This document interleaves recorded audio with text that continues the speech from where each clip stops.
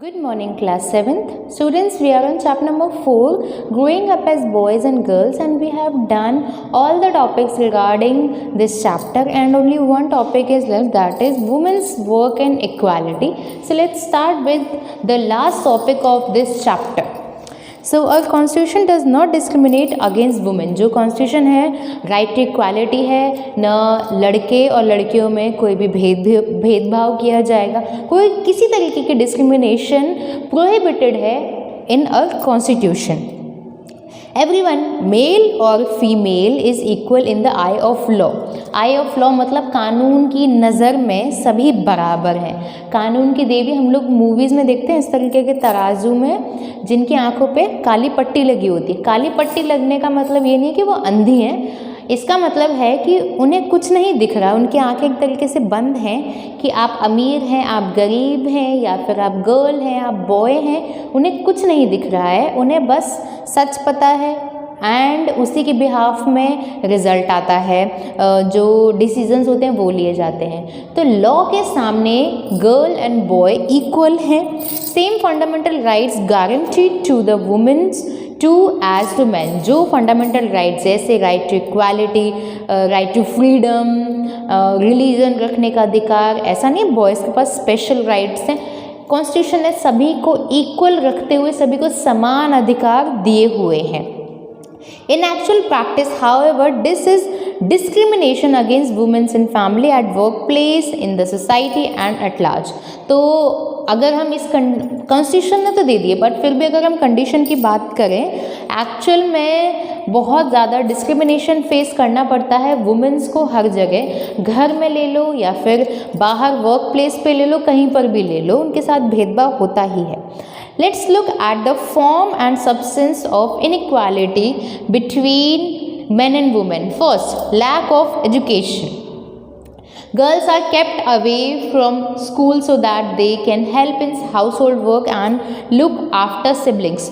Lack of education, पढ़ाई जो है वो ग्रोथ का, मेंटल ग्रोथ का, डेवलपमेंट का एक पहला मीडियम हम बोल सकते हैं, पहला ज़रिया है. अगर लड़के को पढ़ा देते हो आप, लड़की को नहीं पढ़ाते तो ग्रोथ किसकी होगी? बॉयज़ की इस पर ऑब्वियसली होगी, गर्ल की थोड़ी कम होगी, वो नई चीज़ों को अच्छे से समझ पाएगी, एजुकेट नहीं है तो बचपन से ही जो लड़कियां हैं गर्ल्स हैं उनको घर में रखा जाता है, उन्हें घर के काम सिखाए जाते हैं, उन्हें अपने भाई बहनों का ध्यान रखने के लिए कहा जाता है. बल्कि बॉयज़ की बात करें तो उन्हें पढ़ने लिखने के लिए भेजा जाता है. तो पहला ही क्या हो गया, हम अनइक्वल कर रहे हैं on the basis of education girls and boys को. दूसरा है malnutrition, the age old tradition. बचपन से ऐसा कहा जाता है कि दूध का ग्लास है वो लड़के का है या फिर बॉय पिएगा, लड़कियों को या तो दूध नहीं दिया जाता है या चाय दी जाती है, या कुछ भी अगर बेसिक एग्जांपल बोल लें, बेसिक नीड्स बॉयज़ की पूरी की जाती है. इस वजह से गर्ल्स में मैल न्यूट्रिशन की, हम अगर बोले पॉपुलेशन ज़्यादा है.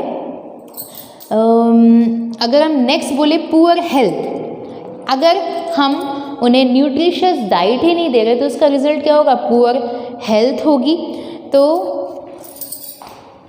Sorry for the spelling mistake. So, being a woman leads to getting less attention from the family where males are given preferences.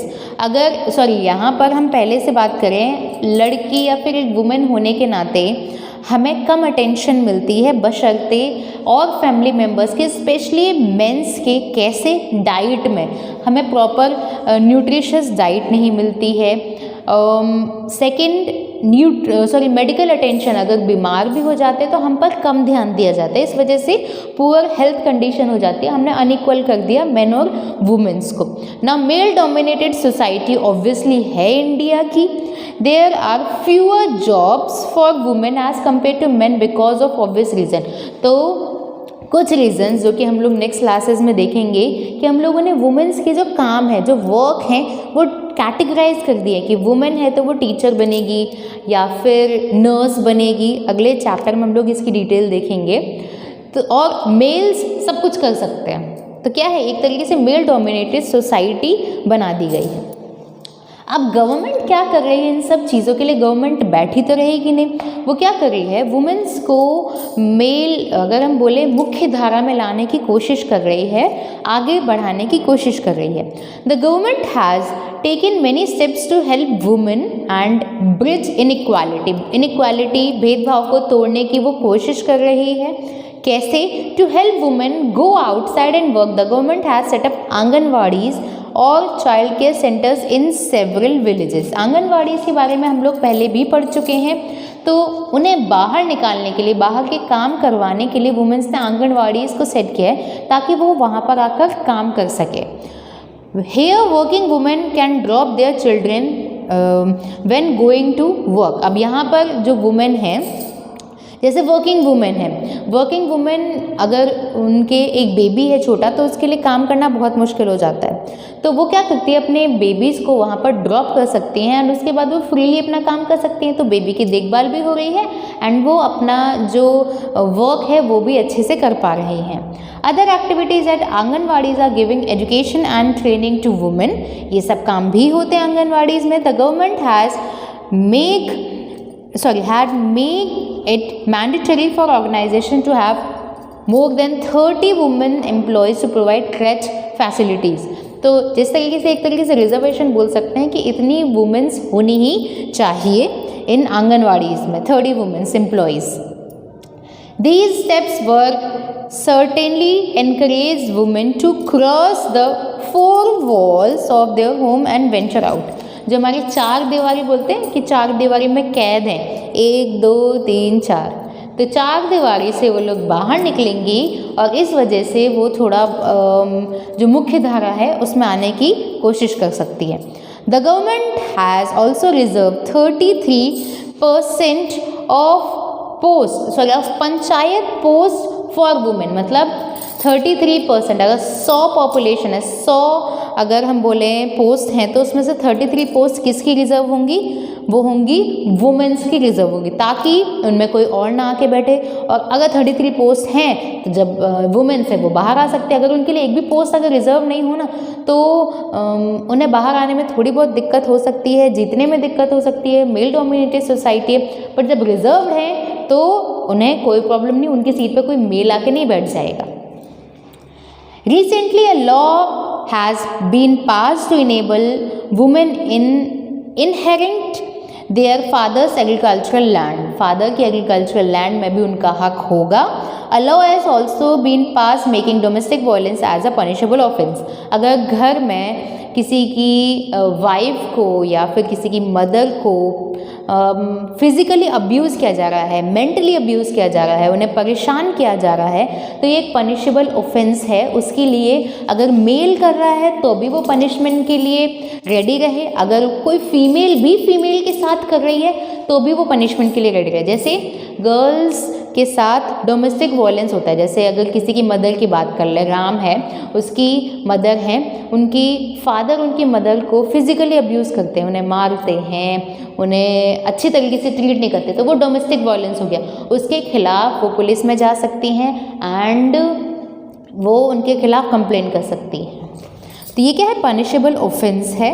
The union government launch a scheme Beti Bachao Beti Padhao in January 2015। It aims at encouraging birth of girl and education of girls. अब ये जो एक scheme चलाई गई थी जनवरी 2015 में, Beti Bachao, female फैटिसाइड means भ्रूण हत्या जिसे हम बोलते हैं, गर्भ के अंदर ही बच्चों को मार देना, ये एक बहुत ही घिनौना काम है। पर हमारी सोसाइटी है मेल डोमिनेटेड सोसाइटी है, उन्हें मेल्स ही चाहिए, तो इस वजह से गर्ल्स को गर्भ में ही मार दिया जाता है। तो इस चीज़ को एक तरीके से रोकने के लिए और बेटियों को थोड़ा आगे बढ़ने के लिए एक स्कीम चलाई जाती है, बेटी बचाओ। सबसे पहले बेटी बचेगी, उसके बाद बेटी को पढ़ाओ। अगर बेटी बचाओ बेटी पढ़ाओ आंदोलन अगर वर्ल्ड वाइड या फिर इंडिया वाइड भी सक्सेसफुल होते हैं तो ये इनकी पॉपुलेशन के लिए बहुत ज़्यादा अच्छा है। लक्ष्मी की पूजा हम लोग सिर्फ नवरात्रि में करेंगे, भगवान हम लोग माताओं को तभी पूजेंगे, और अदरवाइज़ हम लोग जो छोटी छोटी देवियाँ होती हैं उनको एक तरीके से मर्डर कर देंगे। तो ये कैसी डबल साइड थिंकिंग है हमारी सोसाइटी की। वैसे तो हम देवी की पूजा करेंगे, पर अगर घर में देवी आती है उसको मार देंगे। तो ये सोसाइटी की थिंकिंग को चेंज करना चाहिए। The image of an Indian women is fast changing, बदल रही है हमारी थिंकिंग, हमारी सोसाइटी के अंदर इंडियन वुमेन की इमेज बदल रही है। इक्वल अपॉर्चुनिटीज़ मिल रहे हैं हम लोगों को अदर वर्क एरियाज़ में, and fireman are called now fire fighters. जैसे एक फ्रेज़ है यहाँ पर फायरमैन बोला गया, ज़रूरी नहीं है कि उस जगह में फायर वुमेन काम नहीं कर सकती। तो अब क्या है, यहाँ पर फायरमैन ना बोल के फायर फाइटर्स बोला जाता है, जिसमें मैन एंड वुमेन दोनों ही इंक्लूडेड है। Air hostesses are now called flight attendant. A chairman is called a chair person, chairman. Why chair women क्यों नहीं, अगर वुमेन हुई तो ये क्या है, नेम चेंज हो गए हैं जिसमें दोनों को ही इंक्लूड किया जा रहा है, मेन को भी और वुमेन को भी। So by this topic we have completed chapter number 4 growing up as boys and girls. And इस चैप्टर में हम लोगों ने ये देखा कि किस तरीके से वुमेन्स को कम आंका जाता है, उनके काम को इम्पोर्टेंस नहीं दी जाती है। तो अब ये चैप्टर पढ़ाने का, आपको इस चैप्टर को इस बुक के अंदर देने का मकसद क्या है? सबसे पहला मकसद है कि आप आने वाली सोसाइटी है, एक तरीके से हम बोलें ये जो यूथ है, आप लोग ही सोसाइटी को चेंज कर सकते हैं। तो सबसे पहले हमें हमारे घर से ही शुरुआत करनी चाहिए। कैसे? अगर आपकी मदर वर्किंग है देन आप उनकी काम में हेल्प करें। अगर आपके मदर हाउस मेकर हैं, नॉट हाउस वाइफ, हाउस में रहकर अगर वो घर के काम कर रही हैं तो वो घर का एक तरीके से निर्माण कर रही हैं, घर को बनाए रख रही हैं। एक दिन के लिए अगर वो बीमार पड़ जाए तो घर के सारे काम अस्त व्यस्त हो जाएंगे। तो जब कोई इंसान आपका घर संभाल रहा है तो आपको क्या करनी है, ज़्यादा से ज़्यादा उनकी हेल्प करनी है, उनको अप्रिशिएट करना है, उनकी जो काम है उसको बढ़ावा देना है। बढ़ावा मतलब बढ़ा देना नहीं से, मतलब उनको अप्रिशिएट करके थोड़ी बहुत उनके काम के बर्डन को कम करने की कोशिश करनी है। अपने कपड़े खुद संभाल सकते हैं। अगर स्कूल तो अभी खुलने रहे हैं तो अभी स्कूल से अगर आप आ रहे हैं तो बैग्स, क्लोथ्स वगैरह ये सब जगह पर रख सकते हैं। छोटी छोटी चीज़ें हैं, डिशेस को क्लीन कर सकते हैं। तो ये बताने की ज़रूरत नहीं होनी चाहिए किस तरीके से हम हमारी मदर्स की हेल्प करें, ताकि जो उनके काम को अप्रिशिएट नहीं किया जाता है, हम उनके काम को अप्रिशिएट इन कामों की हेल्प से कर सकते हैं। So that's it for today's class. I hope कि आप लोग इस चैप्टर से थोड़ा बहुत चेंजेस लाने की कोशिश करेंगे अपने घर के अंदर।